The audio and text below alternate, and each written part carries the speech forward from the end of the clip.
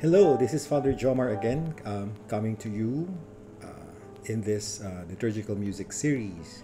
And last time we discussed, or I introduced to you, that there are three things that we should consider when we really want to be an effective liturgical musician.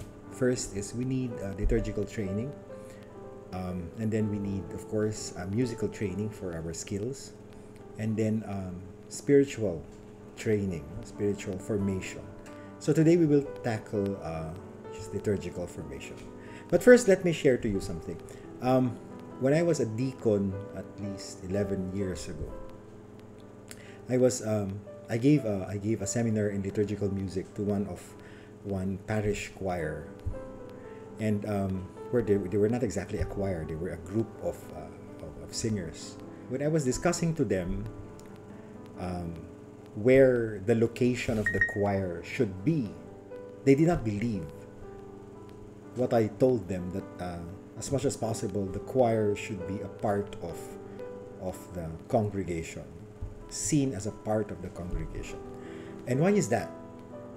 Well, if I was examining their location inside the church, and the group was located in the sanctuary itself, but closer to the steps at one side, and they had a riser.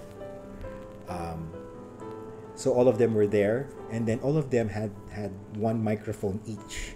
So you could just imagine, when you were saying mass, you could see the choir in the sanctuary holding one microphone each, and the guitarist was also there, seated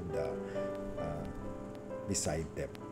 So why were they hard-headed? And they did not want to listen to what was properly liturgical. So I believe it has something to do with our understanding of what is liturgy. The foundation of our ministry, our music ministry, our service to the church, is how we properly understand the liturgy. So let me ask you a question. Why do you go to Mass as a liturgical musician? Why do you go and why do you attend Mass? Some would say, or I believe most would say, that because I have to fulfill a certain function, meaning I have to accompany with an instrument, or I have to sing for the Mass. And that's not the wrong answer, of course. But first and foremost, remember that you are a member of the congregation. You are a Catholic that has to go to Mass.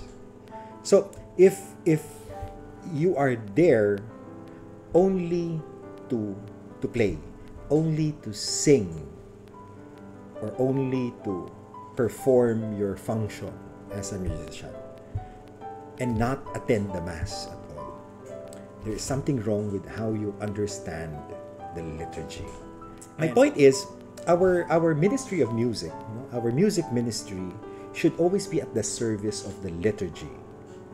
Okay, we are there not to be musicians first, but we are there to attend Mass. Okay, so our music is within the liturgy. It is not something. It is not a special, separate something from the liturgy that you have to do in order to enhance or to beautify the liturgy. What is the liturgy? What is the liturgy? So when you ask the common person, what is the liturgy, you might have two answers. First is that it is a celebration. It is a ceremony that we have to do as people who have faith in God. Or you can say that the liturgy is a ritual. It is this systematic, step-by-step ritual that we have to perform, okay, in order to please and to adore God. You would not be, of course, that is not the wrong answer. It's not a wrong answer, but it's a common perception. But what I'm telling is, liturgy is more than that. And if we just look at liturgy as a mere ceremony or as a mere ritual, then again we would have the insufficient motivation and intention to really perform or to really serve and to do our function in the liturgy. So what is liturgy? Let me explain this as best as I could, in simple terms. Okay? So you call yourself a Christian, and as a Christian, you should be a follower of Christ. That is why when you are baptized, you are made to share in three things that Jesus did. Jesus was a prophet because he spread the good news. Jesus was a king, not a king in the sense of the world, but a king in that he served the people. And last, he was a priest, in that he was the perfect mediator between God and man. So when you are baptized, you are made to share in these three functions, in these three missions of Christ: the priestly mission, the kingly mission, and the prophetic mission.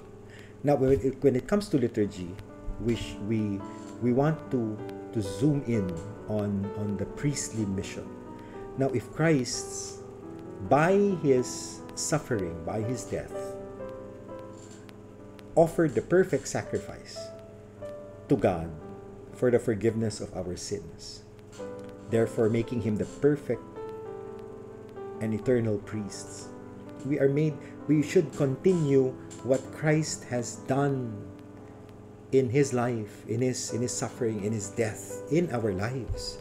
The fact that we are celebrating the liturgy is that we are perpetuating, we are continuing that mission of Christ, because we were baptized as his followers. And as his followers, we merely continue that mission. The documents of the Second Vatican Council define liturgy as nothing more than the exercise of the priestly function, the priestly mission of Christ. And in that simple definition lies the importance of liturgy. That it is more than just a ceremony. It is more than just a set of instructions for a certain ritual. It is a mission that we have to fulfill. A mission for what? A mission for our sanctification. Just as Christ offered his life on the cross, being the perfect priest, being the perfect sacrifice, we have the mission to do the same. That whenever we gather, whenever we worship in the liturgy, we offer sacrifices to God, and God in turn blesses us and saves us and sanctifies us for our sins. So the ultimate function of the liturgy as the exercise of the priestly office of Christ is that we get sanctified, that we be made holy. So if we go back to that initial statement that I had, that our ministry in music lies, the effectivity of our ministry in music lies on our understanding of the liturgy. When we understand the liturgy as part of our mission to sanctify ourselves, then you are there not only to perform a function, but you're there for your sanctification.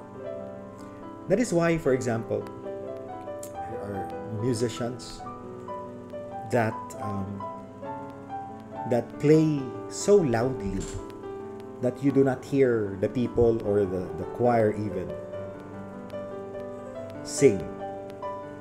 Because for them, it's a performance. For them, what matters is that they become recognized, or they are recognized as a good musician.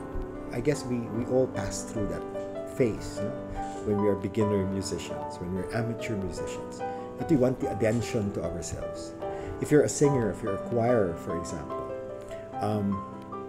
and then you start singing complicated songs that people cannot really follow. Okay, and whereas you don costumes, and you are in a separate area, and you are telling that you are leaving the impression that you're a special group of people, then the focus of the liturgy is not anymore on the Lord, but you, the choir, the loud playing instrument.